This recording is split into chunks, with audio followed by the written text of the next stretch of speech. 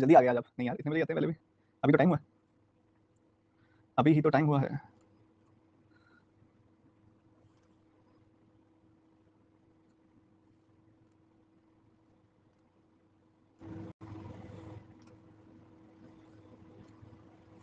आवाज कम नहीं, अब नहीं होगी, मैंने ठीक कर दिया, आवाज बढ़ा दिया मैंने।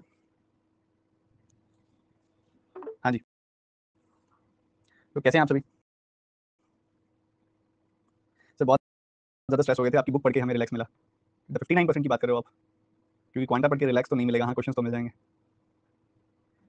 अच्छा कितने सारे बच्चों को पता है कि द 59% के बारे में, कितने बच्चों को पता है? बहुत बढ़िया। सर मीन से आज, हाँ जी आज मीन से। तो 59% का हिंदी वर्जन भी निकाल देंगे बच्चों। तो क्लास 3 क्यों है नहीं, क्लास बनी है ये वाली मीन्स की, नाम चेंज हो जाता होता बाद में। फर्स्ट क्लास है मीन्स की, ठीक है। ज़्यादा लेवल आज रखूंगा नहीं मैं, अभी मतलब स्टार्टिंग की डीआई का तो नहीं रखूंगा, उसके बाद से थोड़ा सा बढ़ा दूंगा। ठीक ठाक बेसिक से थोड़ा सा उठाएंगे, मॉडरेट पे लेके जाएंगे लेवल को। बहुत मुश्किल वाली भी करेंगे, सारी करेंगे। अभी शुरू करते हैं, ठीक है। और सारे बच्चों को फोकस के साथ पार्टिसिपेशन करें। जो डीआई है आप सभी की, उसको अच्छे से देखें, क्या दिया गया है, डेटा को समझने की कोशिश करें। चलो एक बार रीड करेंगे सारे बच्चे एक साथ।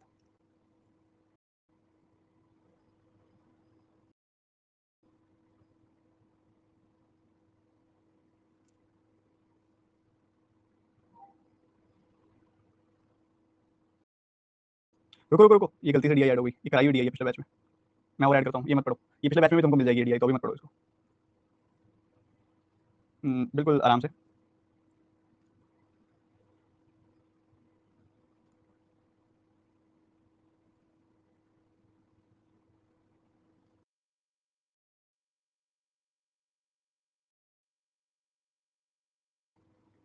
उड़ान प्रो बैच था जो आई थिंक, उससे बाद वाला जो एक बैच आया था उड़ान प्रो 2.0, उसके अंदर हमने ये की हुई है, तो इसलिए मैंने वो हटा दी। मुझे लगा था देखी देखी डीआई, फिर मैंने देखा, मैंने ओल्ड वाला थ्रेड ओपन कर लिया, उसमें से उठा लिया। चलो उसको देखो। A shopkeeper sold 5 types of products to 5 customers, ठीक है। The pie chart shows the percentage distribution of 5 different types of products bought by 5 different customers and percentage distribution of the products bought by each of the 5 customers.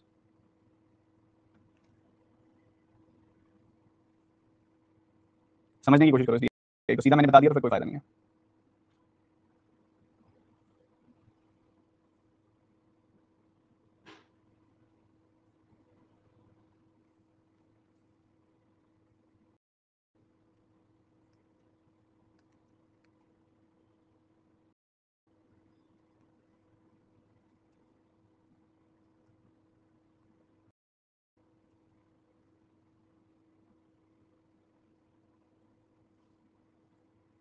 ये सारा data एक बार आप note down करेंगे, first question पे चलेंगे, फिर explain करूंगा मैं। ये थोड़ा सा ना आपकी भी ब्रेनस्टॉर्मिंग कराएगा।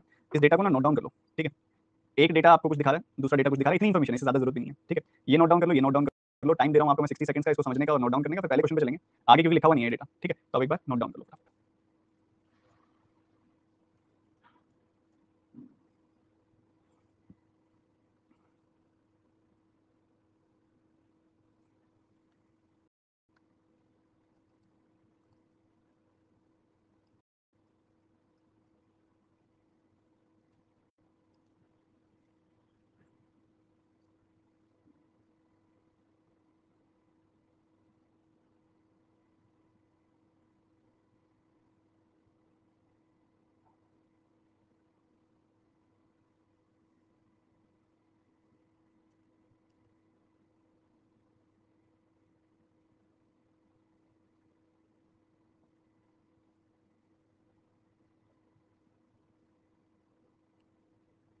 देखो समझो, ये सीधा बताऊं तो सीधा पहले क्वेश्चन कर लो पहला, फिर बताऊंगा।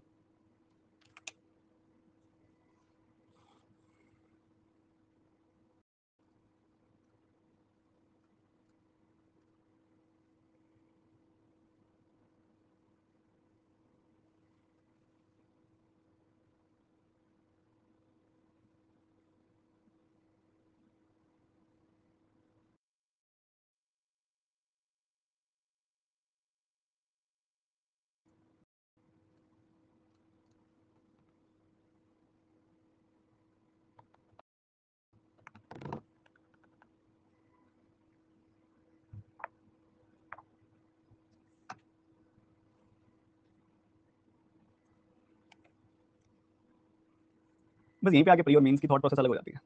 चलो समझो ध्यान से। कह रहे एक शॉपकीपर ने 5 अलग अलग तरह के प्रोडक्ट्स 5 अलग अलग कस्टमर्स को बेचे हैं। एक pie chart product wise distribution बता रहा है, एक pie chart customer wise distribution बता रहा है। मतलब कुछ ऐसा है कि अगर मान लो 100 एक्स अगर मैं लेके चलूं, 100 यूनिट्स अगर मैं लेके चलूं कि इतने प्रोडक्ट्स बेचे गए हैं, तो उन 100 यूनिट्स में से प्रोडक्ट ए जो होगा वो 24 यूनिट्स होगा, प्रोडक्ट बी 16 यूनिट होगा, प्रोडक्ट सी 19 यूनिट होगा, प्रोडक्ट डी 21 यूनिट होगा और प्रोडक्ट बी जो होगा वो 20 यूनिट होगा। उस 100 यूनिट्स में से 15 यूनिट कस्टमर पी लेके गया होगा। पी कौन सा प्रोडक्ट ए बी सी कितने लेके गया ये नहीं पता, बट उन 100 यूनिट में से 15 यूनिट कस्टमर पी लेके गया, 25 यूनिट कस्टमर क्यू लेके गया, 20 यूनिट कस्टमर आर लेके गया, 23 यूनिट कस्टमर एस लेके गया और 17 यूनिट कस्टमर टी लेके गया।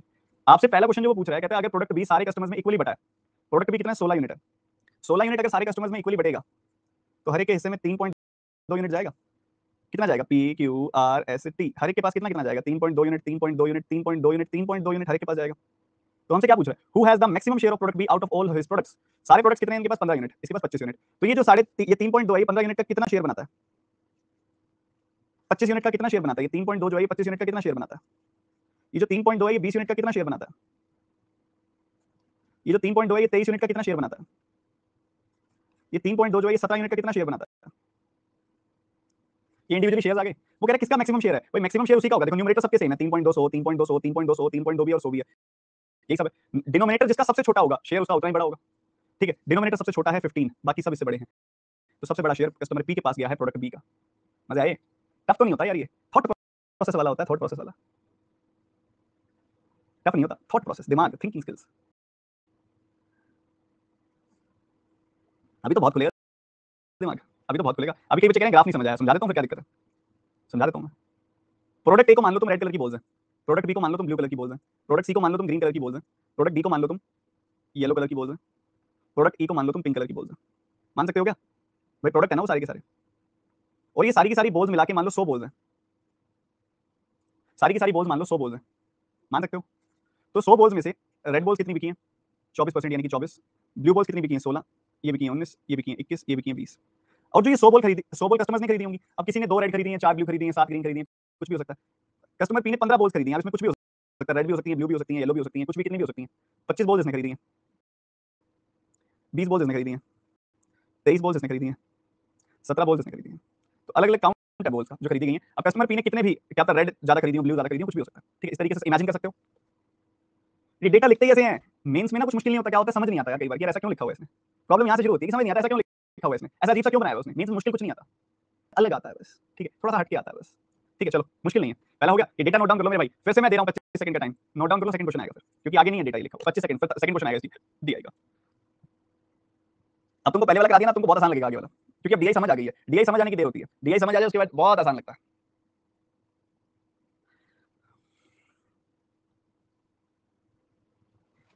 सच्ची बताऊं, मजा मेरे को आज से शुरू हुआ है ना, मेंस पढ़ेंगे मजा आएगा।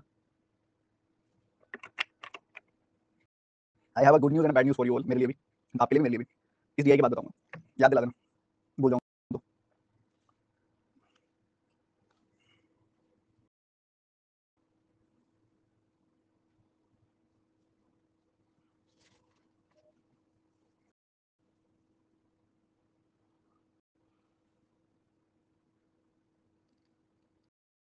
ये करो,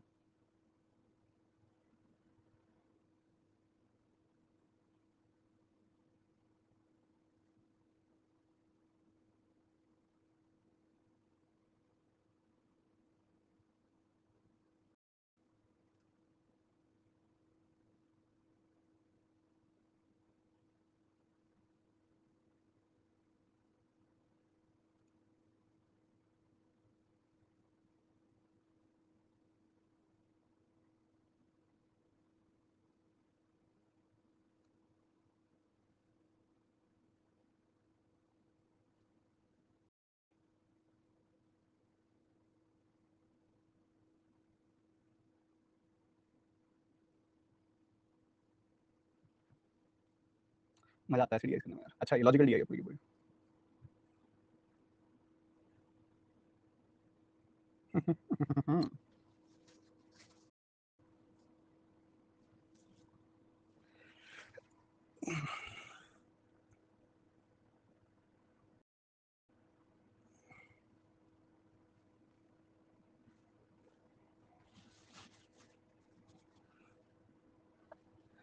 देखो भैया, हमने प्रोडक्ट ए को बांटना है, प्रोडक्ट ए को बांटना है क्यू कस्टमर में, आर कस्टमर में और एस कस्टमर में बांटना है। जितना कस्टमर क्यू को मिलेगा उतना कस्टमर एस को मिलेगा, जितना कस्टमर क्यू को मिलेगा उतना कस्टमर एक्स को मिलेगा, ठीक है। तो कहता है कि एट लीस्ट कम से कम प्रोडक्ट कस्टमर एस को मिलना चाहिए। एट लीस्ट का मतलब कम से कम, then at least how much share, कम से कम कितना शेयर जा सकता है, मैक्सिमम नहीं पूछा, कम से कम पूछा। इसके पास कम से कम देना है और जितना इसके पास जाएगा उतना इसके पास जाएगा, तो इन दोनों के बीच में तो कोई कंपैरिजन है ही नहीं। एस को मिनिमम देना, तो एस को मिनिमम देने के लिए आर को मैक्सिमम देना पड़ेगा। अच्छा प्रोडक्ट ए है कितना अपने पास, प्रोडक्ट ए कुल मिला के मान लो अगर 100 यूनिट टोटल है तो उसमें से 24 यूनिट है प्रोडक्ट ए, 24 यूनिट है टोटल प्रोडक्ट ए। आर को मैक्सिमम कितना दे सकते हो, हमने देखा कस्टमर आर को हम मैक्सिमम, अगर मान लो 100 चीजें बिकी हैं तो मैक्सिमम 20 यूनिट ले सकती है वो, और मैक्सिमम 20 यूनिट में क्या होता है, कुछ सी हो सकता था, कुछ डी हो सकता था, कुछ ई, कुछ ए, कुछ बी, कुछ भी हो सकता था। हमने मान लिया चलो हम एक्सट्रीम सिचुएशन में जाते हैं कि 20 का 20 यूनिट जो उसने लिया, 20 का 20 यूनिट जो उसने परचेज किया सारा प्रोडक्ट ए किया, हमने क्या कर दिया, हम एक्सट्रीम सिचुएशन पे चले गए, सारा 20 का 20 यूनिट उसके पास यही है। सही है, बढ़िया। अगर 20 यूनिट इसके पास है तो बाकी बच गया 4 यूनिट, 4 यूनिट इन दोनों के पास जाएगा और बराबर बराबर जाएगा, 2 यूनिट इसके पास, 2 यूनिट इसके पास। हमसे पूछ रहा है then at least how much share of product a customer S can have out of all his products. S के पास टोटल प्रोडक्ट्स कितने हैं, 23 यूनिट, तो 23 यूनिट में ये 2 यूनिट कितने प्रतिशत हो गया, ये आ जाएगा 200/23, 23 से काट दो, 23 का 8 बार कटेगा, 184, 16, 160, 23 का 6 बार कटेगा, 8.6% है आंसर। हाँ जी, आप तो कहते थे सर मीन्स लेंदी होता है।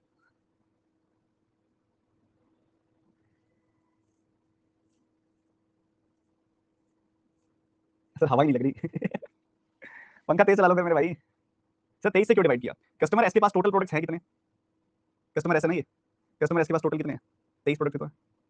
सर नॉट डिकोडिंग मींस हर एक में कोई एक ही चीज थोड़ी चलती है, कभी डिकोडिंग होगी कभी नहीं होगी, अलग अलग तरह के होते हैं, डिकोडिंग जब होगी तब बहुत ज्यादा होगी। डिकोडिंग होगी तो बहुत ज्यादा होगी, नहीं होगी तो बिल्कुल भी नहीं होगी। जो बच्चा लेट आया पहली बात तो डिस्क्लेमर ले लो, कोई बच्चा ऐसा है जो लेट आया उसको तो वैसे समझ कुछ नहीं आया होगा, नहीं आएगा इस डीआई में, अगली डीआई में आएगा जो आएगा समझ। तो आप कोशिश भी मत करो, बाकी बच्चों का भी टाइम वेस्ट करोगे, ठीक है। अगली डीआई समझना, ये वाली डीआई रिकॉर्डेड देखना। मान लो टोटल 100 यूनिट प्रोडक्ट्स बिके हैं, ध्यान से सुनना, इस क्वेश्चन को दोबारा बता रहा हूँ। तो उसमें से 24 यूनिट ये वाले हैं, 16 यूनिट ये वाले हैं, 24 यूनिट प्रोडक्ट ए बिके हैं, 16 यूनिट प्रोडक्ट बी बिके हैं, 19 यूनिट प्रोडक्ट सी बिके हैं, 21 यूनिट प्रोडक्ट डी बिके हैं और 20 यूनिट प्रोडक्ट ई बिके हैं। कस्टमर पी के हिस्से में टोटल 100 यूनिट में से 15 यूनिट प्रोडक्ट आए हैं, कस्टमर क्यू के पास टोटल 25 यूनिट प्रोडक्ट आए। अब इसमें से देखो पता नहीं 15 यूनिट में से कितने ए हैं, कितने बी हैं, कितने सी हैं, कितने डी हैं, कितने ई हैं, ये नहीं पता। ना ही हमें यहाँ पता 25 में से कितने ए हैं, कितने बी हैं, कितने सी हैं, कितने डी हैं, कितने ई हैं, नहीं आइडिया, किसी में नहीं पता, पर हमें ये पता है कि बस टोटल टोटल आए कितने कितने हैं, टोटल टोटल इन्होंने खरीदे कितने कितने हैं। ठीक बात। अब सवाल पे वापस आते हैं, कहते हैं हमने प्रोडक्ट, हमारा जो प्रोडक्ट ए है ना वो 3 लोगों ने खरीदा हुआ, ऐसा कह रहा है इस क्वेश्चन के अंदर, क्यू आर और एस ने खरीदा। प्रोडक्ट ए कितना बिका है बच्चों, प्रोडक्ट ए टोटल 24 यूनिट बिका है, सुनना ध्यान से, प्रोडक्ट ए टोटल 24 यूनिट बिका है और इस प्रोडक्ट ए को हमने 3 लोगों में वितरित करना है, 3 लोगों में बांटना है इस प्रोडक्ट ए को हमने, एक है क्यू, एक है आर, एक है एस। ठीक है बढ़िया। फिर वो कहता है जितना क्यू को मिलेगा उतना ही एस को मिलेगा, प्रोडक्ट ए जितना मिलेगा क्यू को उतना मिलेगा एस को, ये दोनों को सेम मिलेगा। और फिर कहता है कम से कम प्रोडक्ट ए एस को कितना दे, हम मतलब हम एस को मिनिमम देंगे, एस को देंगे मिनिमम, एस को मिनिमम देंगे हम, बिल्कुल कम से कम देंगे, एस को कम से कम देंगे और जितना एस को देंगे उतना ही क्यू को देंगे। ठीक है, तो क्यू के साथ तो एस का कोई कंपैरिजन है नहीं। अब एस को अगर मिनिमम देना है तो उसके लिए आर को मैक्सिमम देना पड़ेगा। अगर हमने एस का मिनिमम निकालना है कि एस को मिनिमम दिया जा रहा है तो उसके लिए हमें देखना पड़ेगा हम आर को मैक्स टू मैक्स मैक्सिमम कितना दे सकते हैं आर को। ठीक है, आर ने जो टोटल प्रोडक्ट खरीदे हैं वो कितने खरीदे हैं, आर ने टोटल 20 यूनिट खरीदे हैं। अब हो सकता था उसमें कुछ प्रोडक्ट ए हो, कुछ बी हो, कुछ सी हो, कुछ डी हो, कुछ ई हो। अब मुझे चाहिए मैक्सिमम, अगर आर को कहना है कि तू 20 यूनिट खरीद, आर को कहा तू 20 यूनिट खरीद, अब आर मैक्सिमम प्रोडक्ट ए कितने खरीद सकता है भाई, आर मैक्सिमम 20 के 20 यूनिट प्रोडक्ट ए खरीद सकता है, आर मैक्सिमम 20 के 20 यूनिट प्रोडक्ट ए खरीद सकता है। ठीक है बढ़िया। अब 24 में से 20 इसने खरीद लिए, 4 बच गए, 4 को 2 बराबर पार्ट्स में बांटना है तो वो कितना आएगा, 2 यूनिट, 2 यूनिट।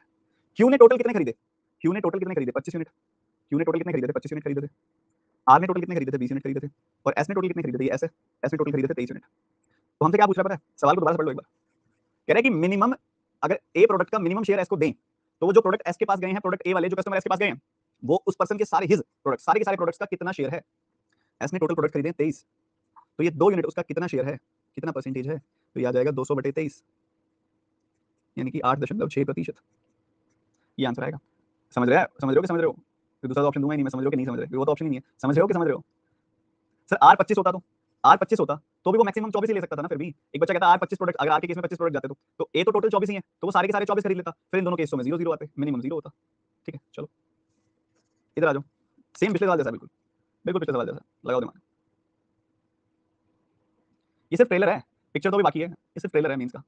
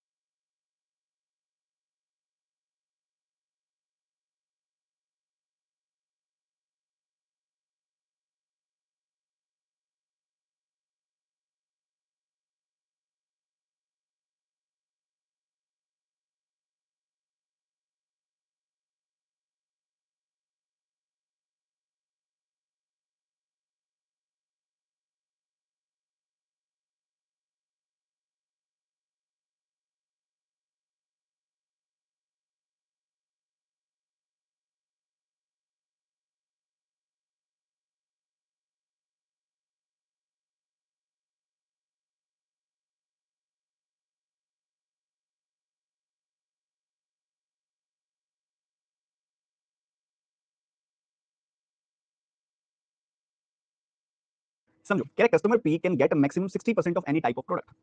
किसी भी तरह के प्रोडक्ट का मैक्सिमम 60% ले सकता हो, मैक्सिमम, ज्यादा से ज्यादा 60% वो ले सकता है। चलो बढ़िया। तो हमसे ये पूछा जा रहा है कि then at least how many types of products he bought. At least again कम से कम की बात हो रही है। मिनिमम कितने प्रोडक्ट्स को खरीद सकता है? मैक्सिमम तो कुछ भी खरीद सकता था, ठीक है। मिनिमम कितने की खरीद सकता है? मिनिमम खरीदने का मतलब है कि वो जितना ज्यादा एक टाइप ऑफ प्रोडक्ट खरीद सकता था ना उसने खरीदा, मतलब उसने हर एक प्रोडक्ट का 60% खरीद सकता था वो, ठीक है, ज्यादा से ज्यादा उसने 60% खरीदने की कोशिश की। अब बात हो रही है किसकी? कस्टमर पी की बात हो रही है। कस्टमर पी के हिस्से में कितना आएगा? Total 15 unit. भाई वो उसने 15 यूनिट की खरीदारी की है, तो इसमें मैक्स टू मैक्स कितने प्रोडक्ट खरीद सकता है वो, ठीक है। अब देखो 24, 16, 19, 21, 20।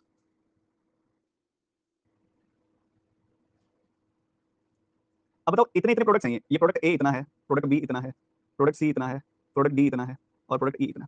अच्छा, अगर इसको वो मैक्सिमम कस्टमर पी खरीदना चाहे 60% तक मैक्सिमम खरीद सकता है, मतलब इसका 14.4 खरीद सकता है वो। 60% इसका 14.4 होगा, इसका 60% होगा 9.6, इसका 60% होगा 11.4, इसका 60% कितना होगा 12.6, इसका 60% कितना होगा 12। तो भैया हमने बताना कम से कम कितने प्रोडक्ट खरीद सकता है। क्या एक प्रोडक्ट से काम चल जाएगा क्या उसका?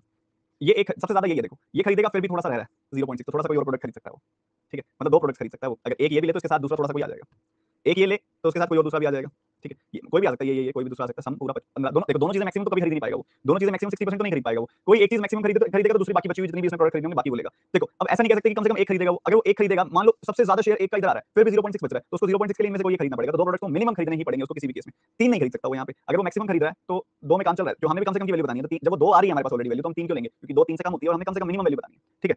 अब एक हो सकती थी तो हम एक भी बता देते। अगर किसी केस में उसके 15 के 15 आ जाते, मान लो कि एक प्रोडक्ट ना, फॉर एग्जांपल मान लो कोई एक प्रोडक्ट 25 यूनिट होता, तो उसका 60% आता 15 यूनिट, तो हम कह देते मिनिमम एक प्रोडक्ट खरीदेगा वो, क्योंकि 15 का 15 यूनिट उसका एक ही प्रोडक्ट से हो जाता। बट वो हम नहीं कह सकते, क्योंकि यहाँ पे उसका मैक्स टू मैक्स भी कोई खरीद पाएगा, प्रोडक्ट एक खरीदेगा वो 14.4, फिर भी 0.6 की जगह रहेगी, उसके लिए हमको इनमें से कोई प्रोडक्ट थोड़ा सा खरीदना पड़ेगा, तो कम से कम दो प्रोडक्ट उसको खरीदने पड़ेंगे। समझ गए?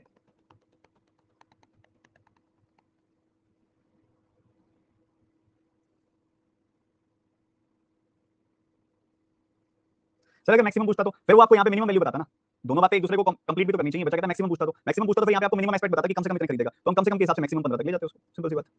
बच्चों फोकस रखो, बिना फोकस के तो सब ऊपर से जाएगा। ये करो, ये लॉजिकल डीआई है, ऐसे डीआई करने में मजा आता है, कैलकुलेटर नहीं होती, दिमाग पर लगता है बढ़िया वाला। सिली मिस्टेक्स बहुत होती हैं इसके अंदर, जैसे ये सवाल है, सिली मिस्टेक्स कराने वाला सवाल है।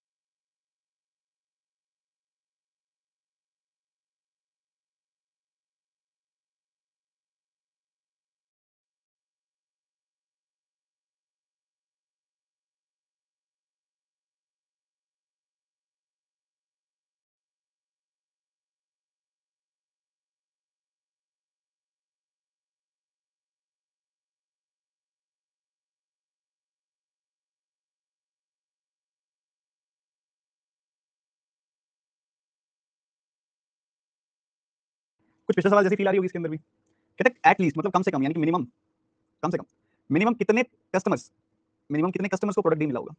अगर कोई एक कस्टमर ज्यादा से ज्यादा 50% खरीद सकता है अपने टोटल शेयर का, कस्टमर्स का शेयर अगर आप देखोगे तो इसको 15% मिला, इसको मिला 25, 15, 25, 20, 23, 17, तो टोटल 100 यूनिट अगर है, तो उसमें से पहले कस्टमर को इतना मिला, दूसरे को इतना, तीसरे को इतना, चौथे को इतना, पांचवें को इतना। और हर एक कस्टमर में से जो प्रोडक्ट दी है ना, अगर अगर किसी को कोई प्रोडक्ट दी, कोई प्रीमियम चीज है, मान लो सब चाह रहे हैं मेरे को सारी दो, सारी दो, सारी दो, पर उसको कह रहे हैं कि आप मैक्सिमम अपना जितना आप खरीद रहे हो, जितनी आपकी खरीदारी है उसका 50% ही आपको मिलेगा वो। मतलब 15 यूनिट में से ज्यादा से ज्यादा 7.5 यूनिट मैक्स टू मैक्स हो सकता है। इधर मैक्स टू मैक्स 12.5 यूनिट हो सकता है, इधर मैक्स टू मैक्स 10 यूनिट हो सकता है, इधर मैक्स टू मैक्स 11.5 यूनिट हो सकता है, इधर मैक्स टू मैक्स 8.5 यूनिट हो सकता है। अब ये जो प्रोडक्ट डी है, ये प्रोडक्ट डी है कितना? प्रोडक्ट डी अगर आप देखोगे तो 21 यूनिट है, 21 यूनिट है प्रोडक्ट डी, कितना? 21 यूनिट है। अब 21 यूनिट के हिसाब से अगर ये है ही टोटल 21 यूनिट, तो कहते हैं ज्यादा से कम कितने कस्टमर्स के हाथ में गया होगा, कम से कम कितने कस्टमर्स के हाथ में गया होगा, उसके लिए आपको ये देखना पड़ेगा ज्यादा से ज्यादा कितने कस्टमर्स, मतलब कस्टमर ज्यादा से ज्यादा परचेज कितने कर सकते हैं इसमें, ठीक है।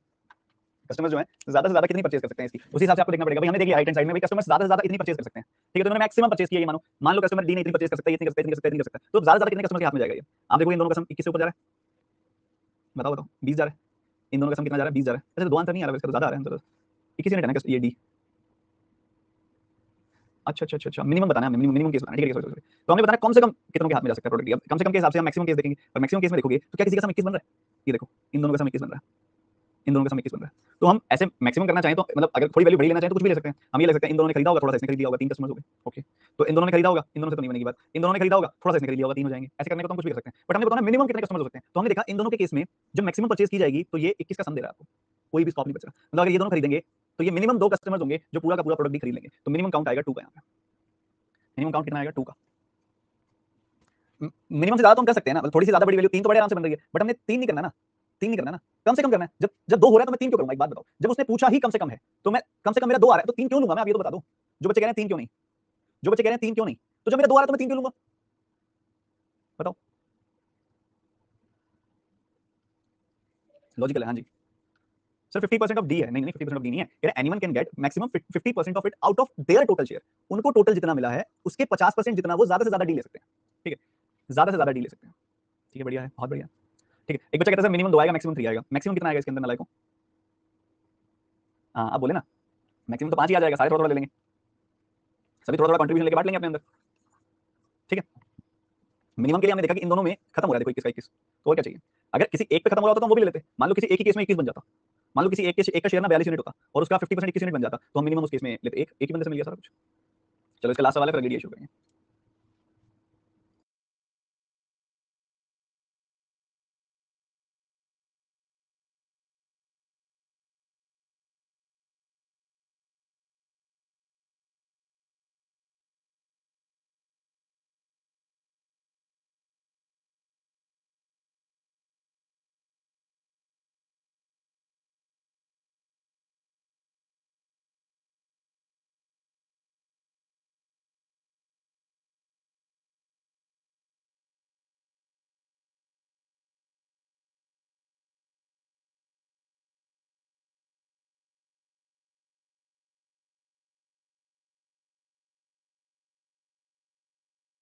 जब डीआई खत्म होने लगती है ना तो सबको समझ आ जाती है। ठीक है, चलो अच्छी बात है, आगे से ध्यान रखोगे इस टाइप की डीआई का और अप्रोच कैसे करते हैं। ठीक है, तो कह रहे हैं जो ये आपका प्यारा कस्टमर डी है ना, वो किसी कस्टमर क्यू है, वो 50% ले सकता है किसी प्रोडक्ट का मैक्सिमम। प्रोडक्ट कितने हैं? 24, 16, 19, 21, 20। मैक्सिमम 50% ले सकता है और हमने बताना है कम से कम कितना लेगा, तो वो हर एक का मैक्सिमम लेने की कोशिश करेगा। यहाँ से 12 ले सकता है, यहाँ से 8 ले सकता है, यहाँ से 9.5 ले सकता है, यहाँ से 10.5 ले सकता है, यहाँ से 10 ले सकता है। और कस्टमर क्यू के हिस्से में टोटल गए कितने हैं? कस्टमर क्यू के हिस्से में टोटल गए हैं, आप देखोगे तो 25 गए हैं टोटल। कस्टमर क्यू के हिस्से में टोटल 25 यूनिट गए हैं, बहुत बढ़िया। तो इधर मैक्सिमम खरीद ले, इधर मैक्सिमम खरीद ले, तब भी उसके पास स्कोप है कि वो एक और प्रोडक्ट खरीद सकता है। ठीक है, सबसे बड़ी दो वैल्यू देखो कौन सी है, ये है और 12 है। इन दोनों को अगर आप जोड़ भी देते हो तो आपको मिलेगा 22.5। सबसे बड़ी दो वैल्यूज को जोड़ने के बाद में मिल रहा है 22.5, मतलब स्कोप है अभी भी एक प्रोडक्ट होगा, तो 3 प्रोडक्ट तो खरीदेगा खरीदेगा कम से कम। ठीक है, समझ गए? तो ये डीआई इसी के साथ हो गई समाप्त। अच्छा, गुड न्यूज़ और बैड न्यूज़ की बात कर लेते हैं, वो क्या है? ठीक है, अब जाके बैठे दिमाग में, कोई बात नहीं, रिवाइज कर लोगे ना एकदम बढ़िया मक्खन की तरह बैठेगा। बैड न्यूज़ ये है कि आरआरबी नोटिफिकेशन आते ही मेरे पास टीम का प्रेशर हो गया कि आप बैच लॉन्च कीजिए। बैच तो चलो लॉन्च करना ही था, बट मेरे पास स्लॉट्स नहीं थे क्योंकि मैंने सारा मेंस का भर दिया था। तो उन्होंने क्या किया, मेरे मेंस क्लासेस को ब्लॉक कर दिया for the month of like आने वाले पूरे 1 महीने, कमिंग 30 डेज तक। सर अभी तो प्री है, बच्चे प्री पढ़ेंगे, मेंस क्लासेस तो आप करेंगे नहीं क्योंकि कोई जरूरत नहीं है उनके हिसाब से। बट ऑब्वियसली मुझे तो कुछ ना कुछ इसमें सॉल्यूशन निकालना था। तो मैंने आपकी मेंस की क्लासेस को, कल आपने देखा होगा कुछ रीशेड्यूलिंग के मैसेजेस आ रहे थे आपके पास, वो मैंने सब इस तरीके से फिक्स कर दिया कि वो भी खुश हम भी खुश। ठीक है, तो मैंने प्री का बैच निकाल दिया। ये जो प्री का बैच चलेगा वो 15 से शुरू हो रहा है। प्री प्लस मेंस का नया बैच क्वांटम 8.0 जो हो रहा है वो शुरू हो रहा है आपका 15 तारीख से सुबह 10:30 से 12:30 क्लास होगी। ठीक है, और हमने हमारी वाली क्लास का पता क्या किया, इस हफ्ते तो ये एज इट इज चलेगी, इस हफ्ते तो चलेगी, जैसे आज क्लास है परसों फिर क्लास मेंस की। उसके बाद ये क्लास उठा के मैंने पता कहाँ डाल दी, क्योंकि इसके साथ अगर ये क्लैश करती तो फिर ये हम 1 डेढ़ महीने तक ना ले पाते। मैंने उठा के मुझे दिखा था शाम वाला कोर्स हमारा 23 तारीख को खत्म हो जाएगा 4:30 वाला, तो 23 के बाद मैंने अल्टरनेट डेज पे हमारी क्लास डाल दी 4:30 बजे मेंस की क्लास, 4:30 से 6:30 शाम को हुआ करेगी मेंस की क्लास हमारी। ये मैंने शाम के समय की डाल दी क्लास 23 तारीख के बाद से। तो बस एक हफ्ता, ये जो 25 से 15 से 23 वाला जो हफ्ता है ना, इसमें क्लास नहीं हो पाएगी। तो बैड न्यूज़ बता दी क्या थी कि भाई हटाना पड़ सकता था, बट गुड न्यूज़ ये है कि मैंने कोई ना कोई इलाज करके सिर्फ 1 हफ्ते के बीच में हमने कैंसिल कराई क्लासेस। 3 क्लासेस का हमारा नुकसान हुआ है, बट 23 के बाद फिर से हम रिज्यूम कर लेंगे 4:30 से 6:30। समझ गए? समझ गए सर? रेगुलर हाँ अल्टरनेट डेज पे चलेगी मेंस की क्लास। सर बैड न्यूज़ ज्यादा नहीं, गुड न्यूज़ ज्यादा है ना लाइक। ठीक है, यूट्यूब मेरे को जब टाइम मिलेगा मैं करता रहूंगा। मैं क्लासेस मेंस की बंद नहीं करूंगा, मेंस की क्लासेस 3-4 महीने लगातार चलाऊंगा मैं, जब तक कोई भी पेपर होगा ये पैरेलल चलाऊंगा मैं क्लासेस। ठीक है, चलो भाई बातें बातें बहुत हुई, टाइम टाइम टाइम जा रहा है, टाइम जा रहा है। मेंस के लिए अगली डे ऐड कर रहा हूं, क्या बोलो?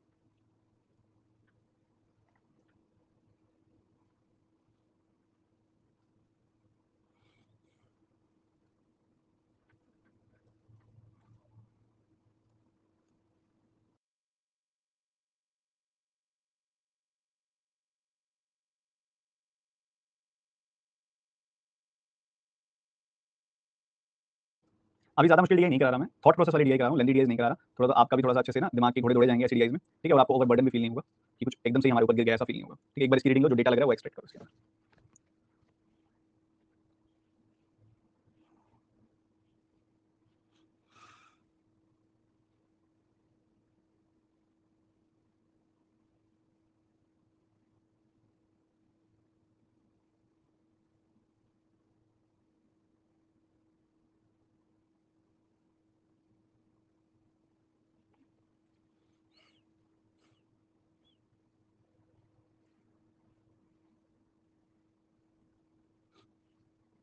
डेटा एक्सट्रैक्ट कर लो, फिर क्वेश्चन शुरू करेंगे। आपके आरआरबी में आपको ऐसी डीआई दिख जाती है, आरआरबी पीओ मेंस में मॉडरेट से लेवल की डीआई है।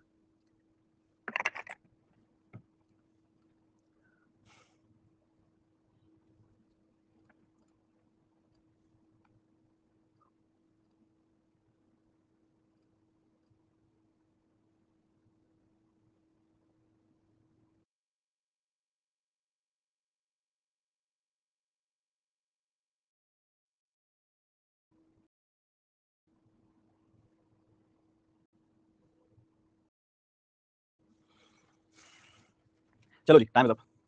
तो आपको क्या क्या कहा जा रहा है? अलग अलग सेलर्स हैं, सेलर ए, सेलर बी, सेलर सी, सेलर डी, सेलर ई। उनके द्वारा कुछ टोटल बेचे जा रहे हैं। उन टोटल में से कुछ तो पी टाइप के प्रोडक्ट्स हैं और कुछ क्यू टाइप के प्रोडक्ट्स हैं। जो पी टाइप के हैं उसके टोटल की बात यहाँ चल रही है, उसमें से कुछ एम ने बेचे हैं, सेलर ने कुछ एन ने बेचे हैं। ठीक है, इधर भी सिमिलरली ऐसे ही चल रहा है, कुछ टोटल है, उसमें से कुछ एम ने बेचे हैं, कुछ एन ने बेचे हैं। ठीक है, ऐसा यहाँ पे देखने को मिल रहा है, ऐसा यहाँ पे देखने को मिल रहा है। तो सब बच्चे पूरा ध्यान से सुनेंगे, ये सारा का सारा डेटा मुझे अभी तक समझ आया इसके अंदर कि ऐसा कुछ मुझे करना है। आप भी पूरा ध्यान से सुनना, तभी समझ आएगा, नहीं तो समझ नहीं आएगा, इसकी भी मैं श्योरिटी देता हूँ। अब इस क्लास को रेगुलरली अटेंड कर लो, आपको मेंस लेवल डीआई बहुत आसान लगने लग जाएगी। और एक बात और बता दूं, मेंस निकालना ज़्यादा आसान है प्लीज, क्योंकि मेंस में कंपटीशन कम होता है प्लीज। थोड़ा टाइमली पढ़ना अगर आप शुरू कर दो तो मेंस आपका अच्छा हो जाता है, और मेजोरिटी बच्चा मेंस नहीं पढ़ता, तो वो आपको ऑटोमेटिकली एक एज देता है बाकियों से। ठीक है, ये सारा डेटा मुझे लग रहा है कैलकुलेट करना। तो एबीसीडी का टोटल कितना कितना है? टोटल के लिए ब्लू वाला बार है 250 250 150 200 250 250।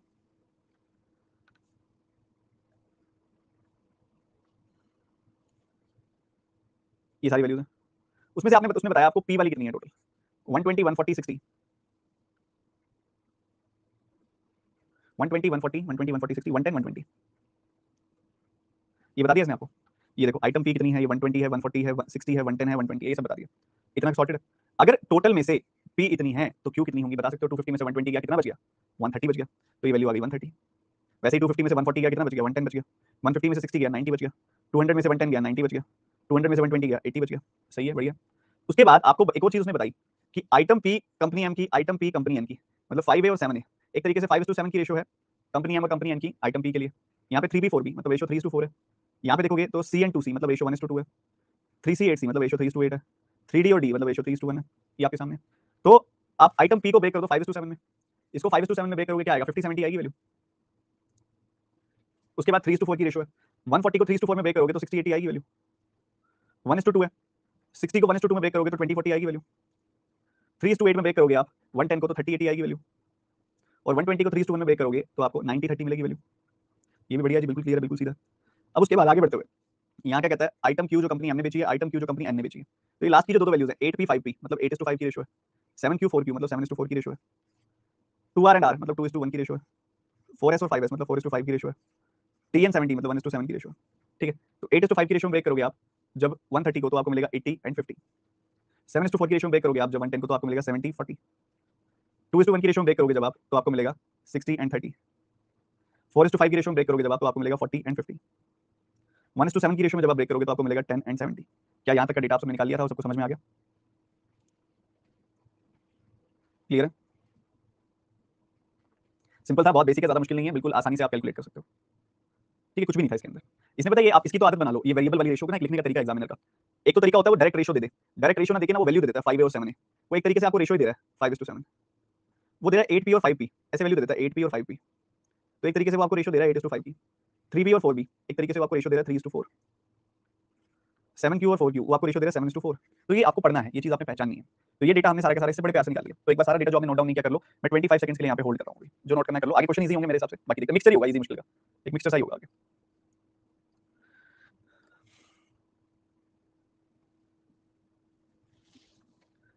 ऐसी डीआई आपको दोनों तरह के पेपर्स में देखने को मिल सकती है, आरआरबी पीओ मेंस में भी, आरआरबी क्लर्क मेंस में भी। ठीक है, इसको लॉजिकल नहीं बोलेंगे, ये तो बहुत बेसिक सी एक बेसिक रेशो बेस्ड डीआई है, कोई बड़ा लॉजिक इसके अंदर नहीं लगा।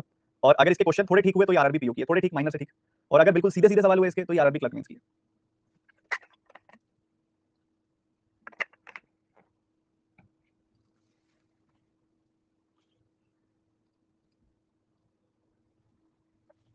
क्वेश्चन देख लेते हैं। क्यू की M item percentage relation simple, A and B together N is more than नहीं simple, average of P of M sold by N B together how much of average. नहीं भाई, सीधे सीधे क्वेश्चन है, मैं नहीं करा रहा। ये मेजर काम इसके अंदर डेटा एक्सट्रैक्ट करने का था, वो मैंने करा दिया। ये अभी अगर हम क्वेश्चन उठाएंगे तो वो एक तरह से क्लास की प्रोडक्टिविटी और टाइम की वेस्टेज है, क्योंकि बहुत आसान सवाल है ये वाले, जैसे प्री के सवाल होते हैं ना वैसे वाले हो गए डेटा एक्सट्रैक्ट करने के बाद। ये IBPS RRB clerk means level की डीआई थी, ठीक है, क्वेश्चन सिंपल थे, ये क्वेश्चन थोड़े से बेटर हो जाते तो यही पीओ मींस की बन जाती, इतना ही ज्यादा मोटा मोटा फर्क है इतना दोनों के बीच में। चलो फिर एक तगड़ी डीआई करते हैं, थोड़ा सा लेवल उठाते हैं, हल्का सा थोड़ा सा लेवल उठाता हूँ, मतलब ज्यादा तो नहीं उठाऊंगा अभी।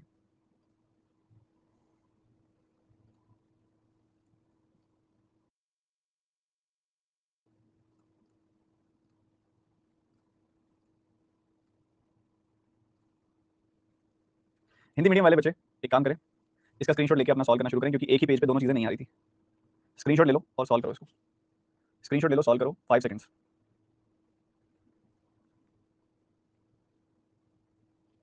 चलो करेंगे सारे बच्चे।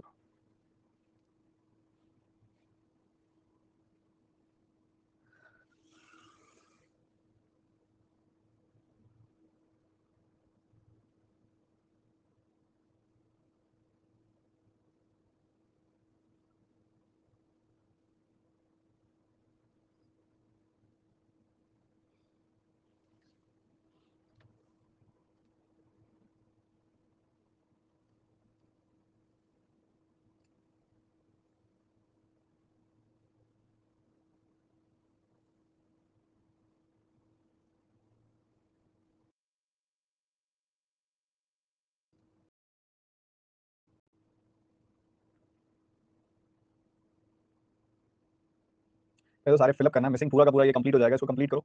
आई थिंक मेन काम यही है इसका, उसके बाद क्वेश्चन सीधे होंगे। ये है एक्जैक्टली आपकी पीओ मींस लेवल की।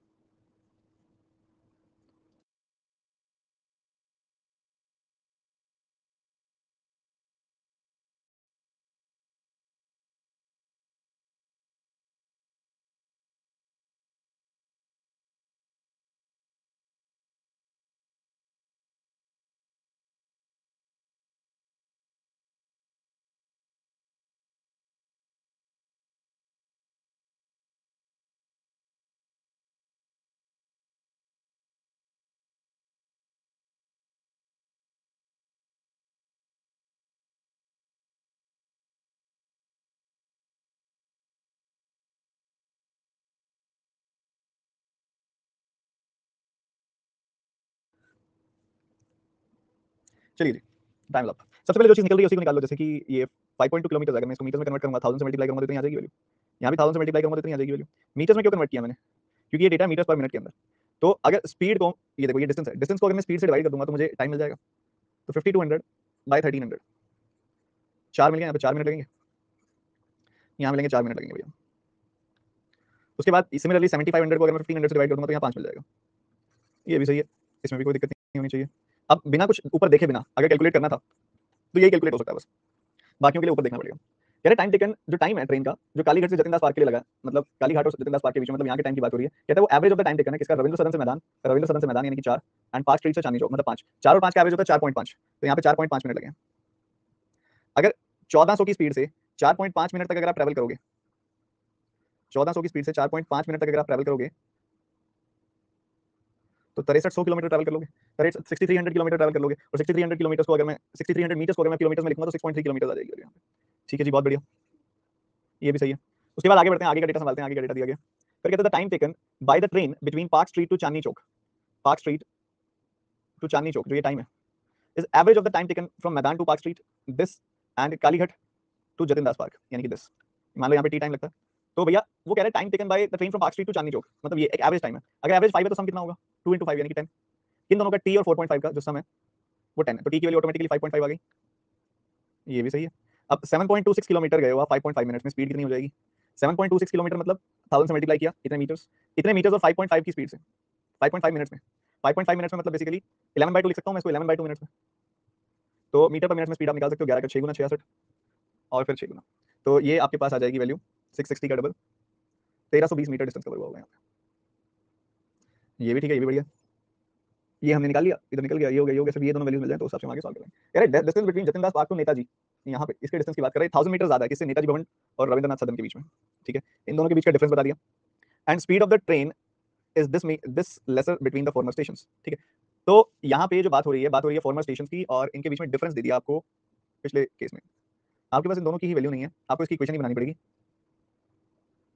इन दोनों स्टेशन के बीच में स्पीड का डिफरेंस दे दिया, डिस्टेंस का डिफरेंस दे दिया, और टाइम अब हमारे पास दोनों का है, तो उसी हिसाब से बनेगी यहाँ पे इक्वेशन और मजा आएगा सॉल्व करने में। ठीक है, okay okay okay okay okay okay okay ठीक है। देखो कैसे होगा, अब मान लो एक जगह पे हमने डिस्टेंस मान लिया, देखो ये क्या कह रहा है, नेताजी जतिन दास पार्क में ना 1000 मीटर ज्यादा है डिस्टेंस, ठीक है, नेताजी भवन से रविंद्रनाथ सदन के बीच में। तो यहाँ पे अगर डी मान लूं तो यहाँ पे कितना हो जाएगा, डी प्लस 1000। ठीक है, इतनी बात क्लियर है सबको, बहुत बेसिक सी बात है, बहुत सीधी सी बात है। ठीक है, और एक बात बताओ सीधी सी, अगर आपको मैं बोलूँ कि यहाँ पे डिस्टेंस बताना है आपने, आपके पास स्पीड है, आपके पास टाइम है, स्पीड है आपके पास, टाइम है आपके पास, आप करोगे इसको सॉल्व तो आपको डिस्टेंस है, स्पीड है, अरे मैंने कहाँ लिख दिया इसको, सॉरी सॉरी सॉरी, यहाँ लिखेंगे ना D and D plus 1000 distance. तो डिस्टेंस को टाइम से डिवाइड करोगे आपको स्पीड का पता लग जाएगा। तो यहाँ पे पहले केस में स्पीड कितनी है, डी बाई 3.5, दूसरे केस में स्पीड कितनी है, डी प्लस 1000 डिवाइडेड बाई 25/4, ये है। और वो ऐसा ही तो बोल रहे हैं, speed of train is this lesser between the former stations. तो पिछले स्टेशन के साथ अगर स्पीड का डिफरेंस देखोगे तो आप 280 मीटर्स का डिफरेंस है, तो इनके बीच का डिफरेंस जो है वो 280 मीटर्स पर मिनट का, ये आपको वो बोल रहा है। तो इसको सिंप्लीफाई करना पड़ेगा भाई, बिल्कुल करना पड़ेगा। 3.5 को लिखा मैंने 7/2, तो ये ऐसा बन गया। 4 से हमने कर दिया इधर मल्टीप्लाई ऊपर की तरफ, तो ये बन गया 4d प्लस 4000, 25 और 7 टाइम्स उसका एलसीएम आ गया 175, 25 टू द 50d माइनस इसको मल्टीप्लाई करेंगे, so you will get 28d minus 28000 is equal to 280। सो इनका डिफरेंस क्या आ जाएगा, 22d माइनस 22000, 22d माइनस 28000, और जब 280 को 175 से मल्टीप्लाई करोगे तो क्या मिलेगा, 175 पता क्या होता है, 350 का आधा होता है, और 700 का 1/4 होता है। तो इधर फिर मिल जाएगी आपको 28000 वैल्यू। तो 22d की वैल्यू आ जाएगी 56,000। ठीक है, 22d की वैल्यू आ जाएगी आपके पास 56,000, और उसी हिसाब से आपके पास इंडिविजुअली वैल्यूज आ जाएंगी। कुछ गलती की क्या हमने,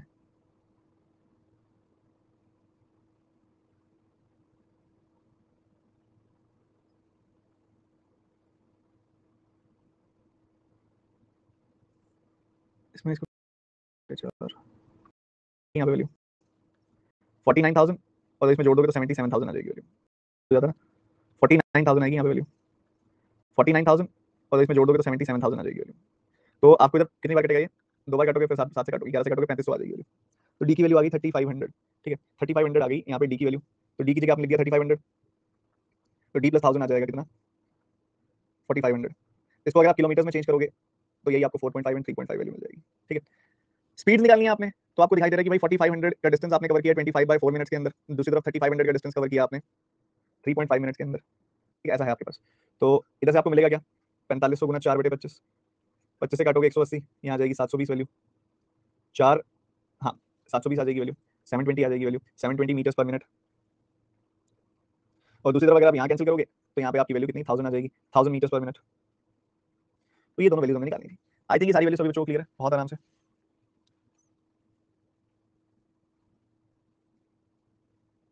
सब कुछ निकाल लिया, सब कुछ निकाल लिया अच्छे से सभी बच्चों ने।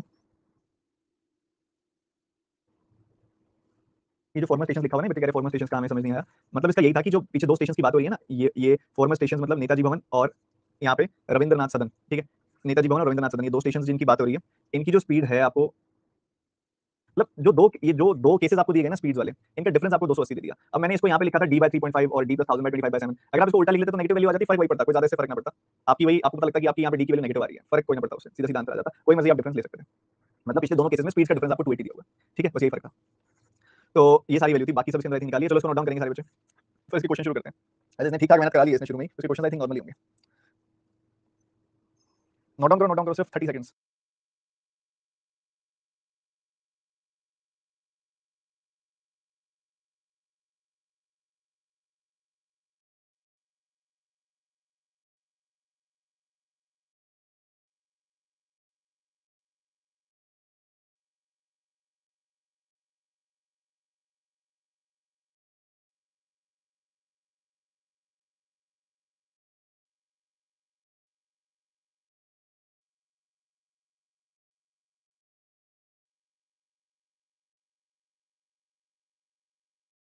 चलिए जी शुरू करते हैं फटाफट से। और पहला सवाल अभी आपके सामने होगा, आप सभी बस अच्छे से इसको सॉल्व करें। मैं भी फोटो खींच लेता हूँ उसकी। चलो पहला सवाल, तो आसान आसान आएंगे क्वेश्चन, दिख रहा है ये वाला क्वेश्चन तो काफी आसान है। डिस्टेंस का सम पूछा आपसे, वो किलोमीटर में, ये तो सेकंड में आंसर दे दोगे इसका तो।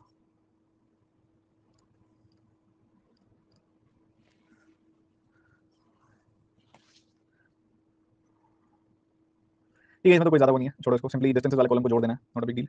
The train of the maximum two stations, ये भी आप कर लोगे, मैक्सिमम बताना है किसमें, total travel time of the train sum करना है, difference between the time taken का, ओके बेसिक सा क्वेश्चन है, ये करेंगे जल्दी से, ये करके दिखाओगे जल्दी से। जो क्वेश्चन छोड़ देता हूं ना मैं, वो होमवर्क है, ध्यान रखना घर से करने हैं वो, लेकिन ये ना हो कि मैं भी छोड़ दूं आपके लिए और आप तो छोड़ ही दो उसको।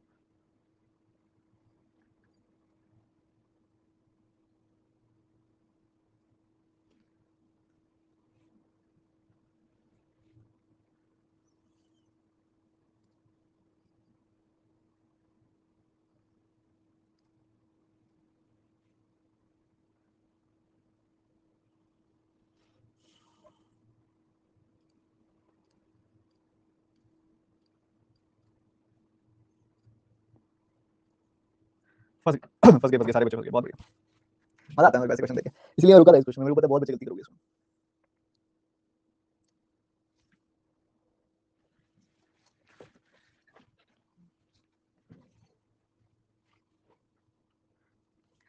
मैं लायक हूँ, एक बार मेरी बात सुनो जरा। कार किन्हीं दो स्टेशन के बीच में ट्रैवल कर रही है, मेट्रो भी उन्हीं दो स्टेशन के बीच में ट्रैवल कर रही है, मतलब जो डिस्टेंस कार ट्रैवल कर रही है वही मेट्रो ट्रैवल कर रही है। मतलब डिस्टेंस सेम है, बोल सकता हूँ।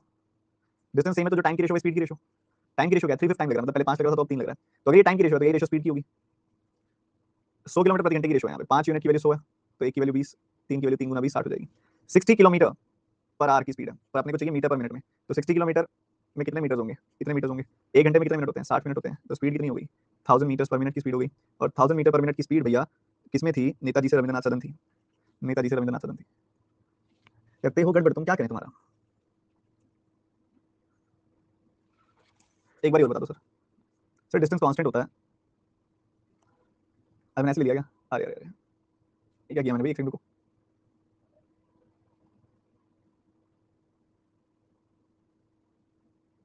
हाँ लिया तो मैंने उल्टा ही है, बट मैंने लिखा ऐसे दिया, सेम टू सेम लिख दिया उसको, लिखा तो मैंने उल्टा ही है, मैं दोबारा बताता हूँ देखो। मैंने बोल भी सेम दिया, एक जो मेरे दिमाग में चल रही थी ना वही सेम चीज तो मैंने वैसे कर दिया। देखो कह रहे car travel from two station, दो स्टेशन के बीच में कार ने ट्रैवल किया, ठीक है। उन्हीं दो स्टेशन के बीच में मेट्रो भी ट्रैवल कर रही है, तो डिस्टेंस तो सेम है ना, आपको दिख रहा है कि डिस्टेंस सेम है, डिस्टेंस सेम है। कहता है कि कार को 3/5 टाइम लगा मेट्रो के कंपैरिजन में। टाइम की बात की जाए तो 3/5 टाइम लगा भाई, जितना मेट्रो को टाइम लगता था, मान लो मेट्रो को 5 मिनट टाइम लगता था तो कार को 3 मिनट टाइम लगा, ठीक है। तो स्पीड की रेशियो से उलट आएगी 3:5। अब कार का जो स्पीड है वो कितना है, 5 है, तो एक्चुअल में कार की स्पीड कितनी है, 1000। तो 5 यूनिट की वैल्यू 1000 हुई, तो 1 यूनिट की वैल्यू कितनी हो गई, 200 हो गई, नॉट 1000 100। 5 की वैल्यू अगर 100 है तो 1 की वैल्यू 20 हो गई, 3 की वैल्यू 3 गुना 20 यानी कि 60 हो जाएगी। रुकिएगा जरा,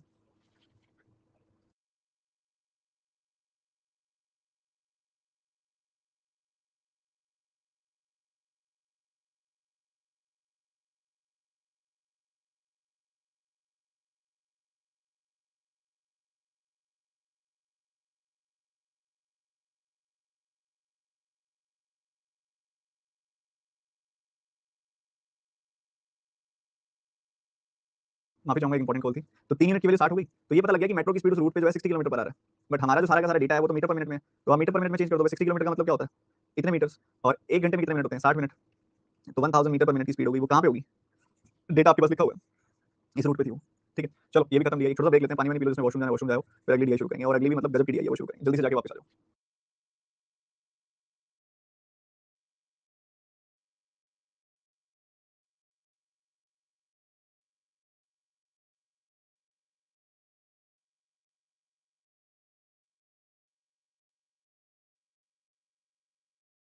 एप्लीकेशंस,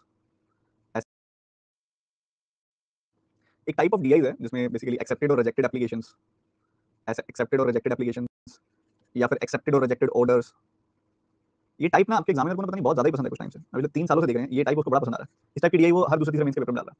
और एक साल एसबीआई पीओ में डाली थी, आईबीएस पीओ में डाला है, आरआरबी में भी इसका छोटा वाला लेवल डाला है, बड़ा पसंद है उसको ये वाला टाइप। चलिए एक ऐसी डीआई करते हैं, ठीक है। तो आपके भाई क्या करें, एग्जामिनर की पसंद नापसंद का ध्यान रखना पड़ता है, ठीक है। तो मैं ऐड कर रहा हूँ, रुकिए जरा।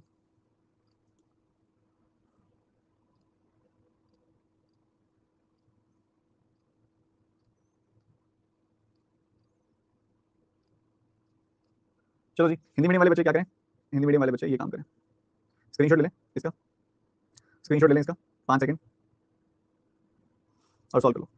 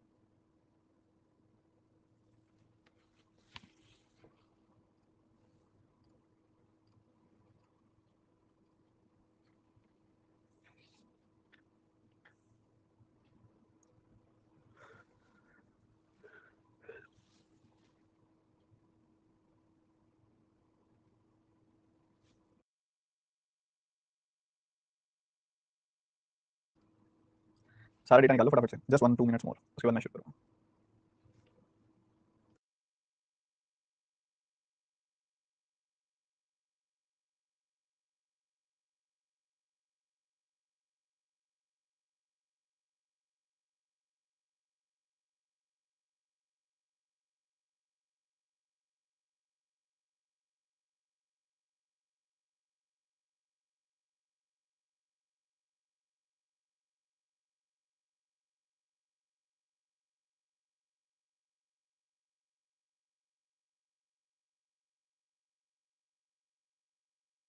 चलो जी शुरू करते हैं फटाफट से, सारे बच्चों को ध्यान से सुनेंगे कि चल क्या रहा है इसके अंदर, पूरा फोकस पूरा फोकस। आपको कहते हैं कि एक बार ग्राफ हम दे रहे हैं जिसके अंदर आपको बता रहे हैं कि कितने स्टूडेंट्स ऐसे हैं जिन्होंने एग्जामिनेशन के लिए अप्लाई किया है भोपाल शहर से। साथ ही ये भी बताया जा रहा है कि उसमें से कितने प्रतिशत एप्लीकेशन रिजेक्ट कर दी गई हैं, और ratio of students present to the students absent in the examination भी दिया जा रहा है। अब एक एग्जाम हो रहा है, उसके लिए लोगों ने अप्लाई किया, कुछ लोगों की एप्लीकेशन रिजेक्ट हो गई है, जिनकी एक्सेप्ट हुई है उसमें से भी कुछ प्रेजेंट और कुछ एब्सेंट है। ये कहा जा रहा है क्या हो रहा है, कुछ लोग अप्लाई कर रहे हैं पहले, एप्लीकेशन भाई की आपने भी मान लो किसी के लिए एप्लीकेशन की, अब किसी कारणवश आपकी एप्लीकेशन यहाँ पे रिजेक्ट हो गई, एक्सेप्ट भी हुई है काफी लोगों की, रिजेक्ट भी हुई है काफी लोगों की एप्लीकेशन। जो रिजेक्ट हुई है वो तो क्या ही आएंगे, जो एक्सेप्ट हुई है जिनकी एप्लीकेशन, उसमें से भी फर्दर प्रेजेंट एब्सेंट की बात कही जा रही है। ठीक है, ऐसा चल रहा है। तो अलग अलग जगह बात हो रही है day 1, day 2, day 3 and day 4 की। इधर 200 एप्लीकेशन आई हैं, इधर 250 एप्लीकेशन आई हैं, ये बताया मैं, 200 एप्लीकेशन आई हैं, 250 एप्लीकेशन आई हैं टोटल एप्लीकेशंस। एक ना और डीआई कराऊंगा मैं आपको, उसके अंदर ना वो भी है एक ना डुप्लीकेट एप्लीकेशन वाली डीआई, वो भी बढ़िया, वो मैं आपको अगली क्लास में कराऊंगा, वो और भी बढ़िया। ये तो चलो थोड़ा सा बिगनर लेवल की डीआई होगी, ज्यादा मुश्किल नहीं है, आज मैं ज्यादा मुश्किल कराने के वैसे भी मूड में नहीं था क्योंकि फर्स्ट क्लास है मींस की। तो टोटल एप्लीकेशन इतनी है, इसमें से एक्सेप्टेड और रिजेक्टेड की बात कर लेते हैं। आपको इधर बताया गया कि 38% रिजेक्ट हो गई, 38%, इसका 38% कितना होगा, 76 रिजेक्ट हो गई, तो एक्सेप्ट कितनी हुई होंगी, बाकी 124 एक्सेप्ट हो गई होंगी। ठीक है, बढ़िया है, ऐसा चल रहा है। आगे बढ़ते हुए चलो, ये सारी बातें अब इधर नहीं बता सकते, इधर नहीं बता सकते, इधर नहीं बता सकते कुछ, चलो आगे बढ़ते हैं। फिर कह रहा है परसेंटेज ऑफ रिजेक्टेड एप्लीकेशंस, जो परसेंटेज ऑफ रिजेक्टेड एप्लीकेशन है डे टू डे 3 की वो बराबर है यार, ये तो हमें दिख रहा है, लिखा क्यों है, रिडंडेंट स्टेटमेंट दे रहे हैं, मजे ले रहे हैं हमारे, लिखा हुआ ऑलरेडी, ये कोई काम की चीज नहीं है, ये लिखा हुआ है इसमें ग्राफ के अंदर हमारे पास है ऑलरेडी ये चीज। The number of rejected applications in day 2 में जो rejected applications are same as the rejected application in day 1, okay. Day 1 और डे 2 की rejected, the number of rejected, not the percentage of rejected, the number of rejected applications of day 2 and day 1 are same. तो यहाँ पे भी rejected 76 है, वो ये कहना चाह रहा है डे 2 डे 1 की सेम है, बस इस बात का ज्ञात हुआ मैं, कुछ नहीं पता। फिर कहता है applications rejected to selected in day 4 is 3:7, okay that is nice. Day 4 में 3:7 की रेशियो में रिजेक्शन और यहाँ पे एक्सेप्ट किया गया, तो अगर आप 250 को 3:7 में ब्रेक करोगे तो आपको 75 और 175 मिल जाएगा। तो ये तो 175 सिलेक्ट हो गई यानी कि एक्सेप्ट हो गई, बाकी 75 रिजेक्ट हो गई। ठीक है, 175 एक्सेप्ट हो गई, बाकी 75 रिजेक्ट हो गई, ओके दैट्स ग्रेट, ये भी सही है यार। कह रहा average applications in all 4 days is this, okay, इससे तो सिर्फ सम पता लगेगा, वो हिसाब से देख लेंगे बाद में। And the ratio of total applications in day 3 to day 2 is 1:4, okay, ये आसान की चीज है, टोटल एप्लीकेशंस पता लग जाएंगे। तो अगर 237.5 चार अलग अलग दिनों का एवरेज है तो सम कितना आएगा, 200 का 4 गुना होता है 800, 37.5 का 4 गुना होता है 150, तो टोटल सम आ गया 950, मतलब इन 4 दिनों का जो सम आ गया वो 950 आ गया। 950 में से 200 250 450 तो ये हो गया, 950 में से 450 गया बच गया 500, 950 में से 450 गया बच गया 500, 500 को 1:4 में ब्रेक करूंगा तो आएगा 100 और 400, तो डे 2 की 400 है, डे 3 की 100 है, ओके। 400 में से 76 रिजेक्ट हो गई तो 324 एक्सेप्ट हो गई। और दूसरी बात, अगर आप देखोगे अब आपको एक्स परसेंटेज का आइडिया हो जाएगा, रिजेक्ट कितना परसेंटेज हुआ आप देख रहे हो, 76 रिजेक्ट हो गया 400 में से, तो कितना परसेंटेज रिजेक्ट हो गया, 19% रिजेक्ट हो गया। तो मतलब ये एक्स की वैल्यू जो है वो 19 है, एक्स की वैल्यू जो है वो 19 है, 19% है, एक्स की वैल्यू अगर 19% है, हमें ये बात का पता लग गया, तो इधर भी 19% होगी वैल्यू, तो यहाँ पे 19% रिजेक्ट हो जाएंगी, 100 का 19% 19 होगा, बाकी 81 एक्सेप्ट हो जाएंगी, बढ़िया जी बढ़िया। जेड की वैल्यू निकाल सकते हो आप, परसेंटेज ऑफ रिजेक्टेड एप्लीकेशन कितनी है, 75 आउट ऑफ 250 यानी कि 30% रिजेक्ट हो गई। ठीक है, तो ये सारी चीजें आपके पास यहाँ से बड़े प्यार से निकल गई हैं। फिर कहते हैं डे 3 वाले दिन प्रेजेंट टू एब्सेंट की रेशियो 7:2 है, डे 3 वाले दिन जो प्रेजेंट एब्सेंट की रेशियो है वो 7:2 है, तो प्रेजेंट और एब्सेंट की भी बात यार, ठीक है। प्रेजेंट एब्सेंट जो जिनकी एक्सेप्ट हुई है वही प्रेजेंट एब्सेंट हो सकते हैं, 7:2 में ब्रेक करोगे 81 को तो कितना मिलेगा, 63 और 18। उसके बाद कहते हैं ratio present absent is not given, then consider all students are present examination, अगर रेशियो नहीं दिया तो सारे प्रेजेंट है। अब यहाँ पे देखोगे तो इन सब जगहों पे रेशियो नहीं दिया तो सारे प्रेजेंट है, कोई एब्सेंट नहीं है, तो 124 के 124 प्रेजेंट है, 324 के 324 प्रेजेंट है, 175 के 175 प्रेजेंट है। बोलो जी क्या कहते हो, क्या कहते हो बताओ तो, आनंद की प्राप्ति हुई, मजा आता है यार, ये थोड़ी इजी वाला काइंड है इसका, थोड़ा इजी वाला काइंड है इसका, चलो नोट डाउन कर लो एक बार सारे बच्चे इसको। अभी तो बढ़िया वाला टाइप कराऊंगा आपको, और यहाँ पे आपको इजी लगेंगी भी सही, यहाँ पे आपको इजी लगेंगी भी सही, एग्जामिनेशन हॉल में यही चीज बहुत मुश्किल लगती है, वहाँ पे प्रेशर बहुत होता है ना, वहाँ पे छोटी से छोटी गलती नुकसान बहुत बड़ा कर देती है, इसलिए प्रेशर इतना ज्यादा होता है, क्या बताऊँ। चलो जल्दी करो, नोट डाउन करो, फिर क्वेश्चन शुरू करेंगे जल्दी से।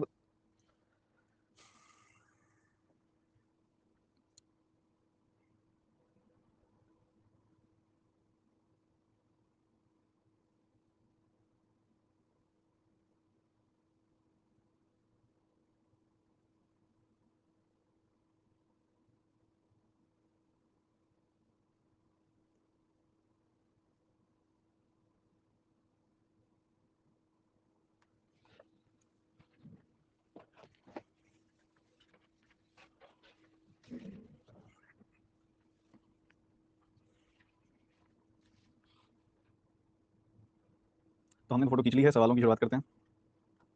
इसका पहला क्वेश्चन ये है, जल्दी से सॉल्व करो।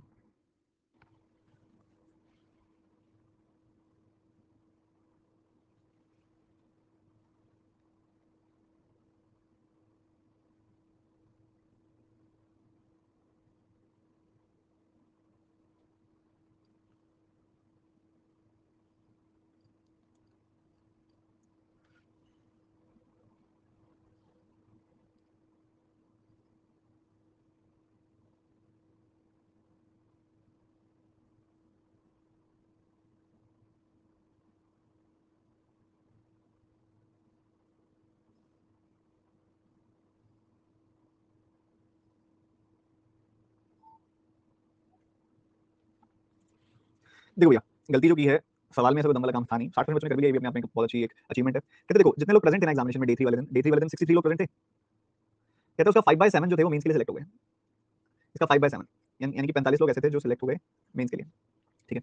Eight the time of entry in mains examination 2/9 अपना एडमिट कार्ड ही गुम कराए। 2/9, इसका 2/9 निकलोगे, यानी कि 9 में से 2 लोग थे जो एडमिट कार्ड गुम कराए, बाकी 7 तो लाए थे एडमिट कार्ड। ठीक है। तो इस 45 को 7:2 में ब्रेक करोगे तो आपको कितना मिलेगा? बताओ बताओ बताओ। 10 और 35 मिलेगा आपको। तो ये लोग एडमिट कार्ड घर बुलाए, लॉस्ट द एडमिट कार्ड। ठीक है, ये तो लाए थे, दे हैव कैरिड इट। पर उसके बाद सुनो आगे, eight the time of examination from that, उनमें से क्या हुआ, सिर्फ आधे लोग ऐसे थे जो अपने साथ एक वैलिड रजिस्टर्ड एफआईआर लेके आए थे। भाई हमारा एडमिट कार्ड गुम हो गया, तो क्या तुमने एडमिट कार्ड गुम होने के लिए कोई एफआईआर लिखवाई थी? तो आधे ऐसे थे जो उसके बदले में एफआईआर लेके आए थे कि भाई हमने लिखवाई है, हमारा गुम हुआ है। तो इसमें से आधे यानी कि 5 तो एफआईआर लेके आए, 5 एफआईआर लेके नहीं आए। ठीक है, तो इन 5 को तो एग्जाम देने दिया जाएगा, इन 35 को भी एग्जामिनेशन दिलाई, इनको देने दिया जाएगा। तो कितने लोगों ने एग्जामिनेशन दिया? 35 वो लोग जो एडमिट कार्ड लेके आए थे और 5 ये लोग जो एफआईआर लेके आए थे। इन 40 लोगों को एग्जामिनेशन देने दिया है। अच्छा, अलग सा सवाल है, थोड़ा सा अच्छा सवाल है, सुनो दोबारा से। क्या जितने लोग प्रेजेंट थे एग्जामिनेशन में डे 3 वाले दिन, यानी कि 63 लोग प्रेजेंट थे एग्जामिनेशन में डे 3 वाले दिन, उसमें से 5/7 सेलेक्ट हो गए मेंस एग्जामिनेशन के लिए, यानी कि 45 सेलेक्ट हो गए मेंस एग्जामिनेशन के लिए। अब इनमें से कौन पेपर नहीं देंगे? इनमें से कौन पेपर नहीं देंगे? सबसे पहले 45 में से 2/9 की गड़बड़ है, इन 10 लोगों की गड़बड़ है, ये लोग एडमिट कार्ड लाए नहीं है। बट इसमें से आधे जो है एफआईआर लेके आए हैं, तो उन आधों को तो अलाउ किया जाएगा पेपर देने के लिए जो एफआईआर लेके आए हैं। ठीक है, तो 5 को तो अलाउ किया जाएगा। 10 लोग थे जो प्रॉब्लमेटिक थे, उसमें से 5 को अलाउ कर दिया जाएगा, इनको अलाउ नहीं किया जाएगा पेपर देने के लिए। 5 बाकी बचे 5 लोगों को, तो 45 में से 5 लोगों को अलाउ नहीं किया जाएगा, बचे 40 उनको अलाउ किया जाएगा। सिंपल। ये करेंगे जल्दी से फटाफट से सारे बच्चे एक साथ।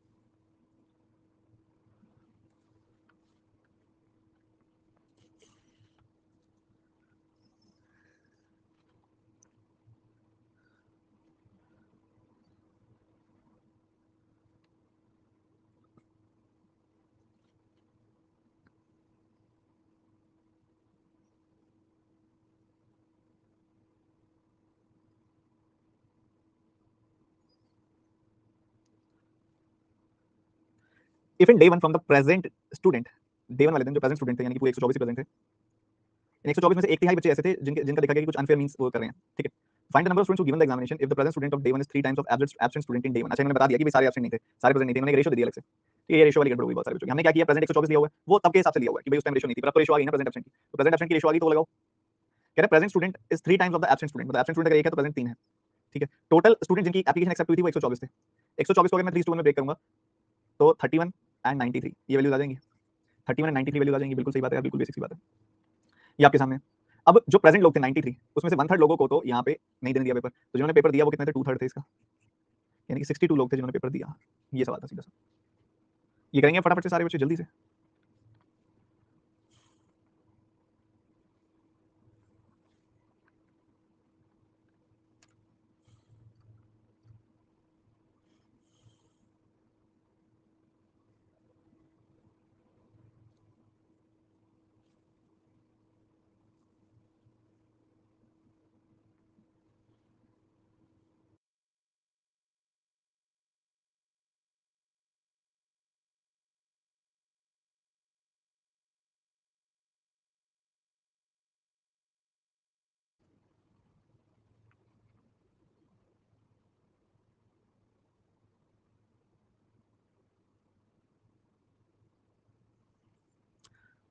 देखो समझो ध्यान से, कहते हैं कि 50% number of students in day 2, 11/20 number of students of day 4 are qualified for mains interview, 1/2 and 5/7 of the students in day 2 and day 4 qualified for interview round.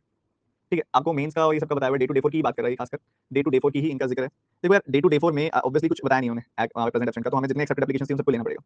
तो डे 2 और डे 4 की अगर बात की जाए तो डे 2 वाले दिन 324 एक्सेप्टेड है, डे 4 वाले दिन 175 एक्सेप्टेड है। अब 50% मतलब 1/2 ऐसे थे जो यहाँ पे जिनका पता लग गया भाई जो मेंस के लिए बैठे, और उसमें से फर्दर डे 2 में उसमें से फर्दर जो मेंस में बैठे थे उसमें से हाफ जो है, मतलब फर्दर हाफ वो इंटरव्यू राउंड के लिए क्वालिफाई हुए। सिमिलरली इधर 11/25 बच्चे मेंस में बैठे, जिसमें से 5/7 उसके लिए क्वालिफाई हुए इंटरव्यू के लिए। तो इसको सॉल्व कर लेंगे तो पता चलेगा इंटरव्यू के लिए कितने क्वालिफाई हुए हैं। 4 से काटा 81 बच्चे आ गए, इधर से 55 बच्चे आ गए, तो पता चला 136 बच्चे ऐसे हैं जो क्वालिफाई हुए हैं। बढ़िया है इंटरव्यू के लिए। 25 + 30 + 13 टोटल कितना देगा आपको? 40 68 यूनिट्स देगा वो आपको। 68 यूनिट्स की वैल्यू 136 हो गई, टोटल बच्चे तो 136 है, तो 1 यूनिट की वैल्यू 2 हो गई। हमने बताना है जोन बी और जोन सी में कौन कौन से बच्चे हैं, तो टोटल हमने बताना है 30 + 13 यानी कि 43 यूनिट्स की वैल्यू बतानी है। तो 1 यूनिट की वैल्यू 2 तो 43 यूनिट्स की वैल्यू 86 आ जाएगी। तो बहुत सीधा सा सवाल था ये तो। भाई 324 बच्चे डे 2 वाले दिन प्रेजेंट है, उसमें से आधे मेंस के लिए क्वालिफाई हुए 50%, और जो मेंस के लिए क्वालिफाई हुए उसमें से हाफ इंटरव्यू के लिए क्वालिफाई हुए, तो इसके हाफ का हाफ यानी कि 81। डे 4 के लिए जो एक्सेप्टेड एप्लीकेशन थी 175 थी, उसमें से 11/25 डे 4 के लिए जो मेंस के लिए वहां पे क्वालिफाई हुए, और जो मेंस के लिए क्वालिफाई हुए उसमें से 5/7 इंटरव्यू के लिए क्वालिफाई हुए, कैंसिल आउट किया 55 आ गई वैल्यू। तो इधर और इधर कुल मिला के 136 बच्चे ऐसे थे जो क्वालिफाई हुए इंटरव्यू के लिए। अब इन तीनों लोगों को तीन अलग-अलग जोन दिए गए हैं, 25 30 और 13 की रेशो में, तो टोटल कितने बच्चे हो गए? 68 बच्चों को यहां पे भेजा जाएगा, बट इधर तो 136 है, तो 1 यूनिट की वैल्यू 2 आ गई। हमने बताना है 30 + 13 यानी कि 43 यूनिट की वैल्यू, 1 यूनिट की वैल्यू अगर 2 है तो ये 86 हो जाएगी वैल्यू। क्वेश्चन आगे की कुछ खास दिख नहीं रही, ये और करके दिखा देंगे फटाफट से सारे बच्चे, लास्ट वाला आपका होमवर्क क्वेश्चन होगा।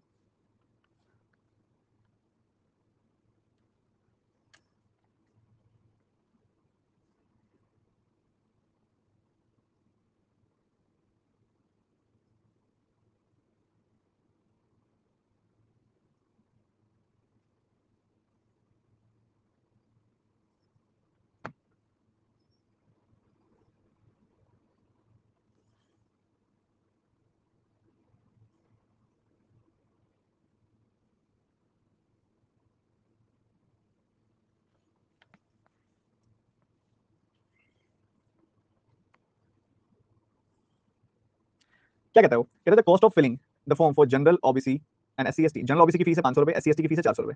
And from the rejected application 1/6 are SC ST, total amount from rejected application from both the categories. Rejected application में से कितना अमाउंट टोटल है ये आपसे पूछा जा रहा है। तो बच्चों आपको कहां की बात की जा रही है? सबसे पहले बात जो की जा रही है ओवरऑल बात की जा रही है, किसी स्पेसिफिक डे की बात नहीं की जा रही है यहाँ पे, ठीक है। कॉस्ट ऑफ फिलिंग ओवरऑल की जा रही है, कहीं पे भी डे नहीं बोला हुआ, मतलब सारे डेज की बात हम कर रहे हैं। तो रिजेक्टेड एप्लीकेशन टोटल है कितनी? अगर आप देखें 76 है, 76 है, 19 है, 75 है, तो 210 और 10 220, 6 6 12, 5 17, 17 और 9 26, तो 246 एप्लीकेशन है।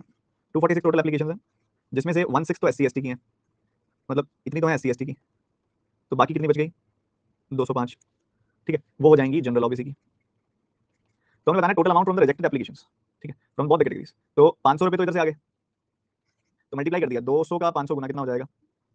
200 का 500 गुना 10 और फिर 4 जीरो, ठीक है, और 500 का 5 गुना कितना आ जाएगा? 2500, तो 102500, तो 1,02,500 रुपए तो यहाँ से आ गए, और 41 एप्लीकेशन दिए हैं, इनके 400 रुपए अलग जोड़ दो, 16,400 रुपए ये आ गए।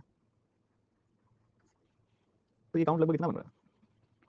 41 एप्लीकेशन के 400 रुपए,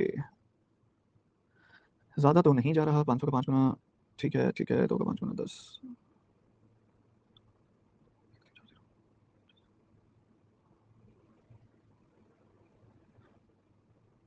इन ऑप्शन में आंसर नहीं है, नॉट दिस आंसर, ठीक है। क्या हुआ? ठीक है, मैंने ऐड नहीं किया, क्या हो गया इसके अंदर?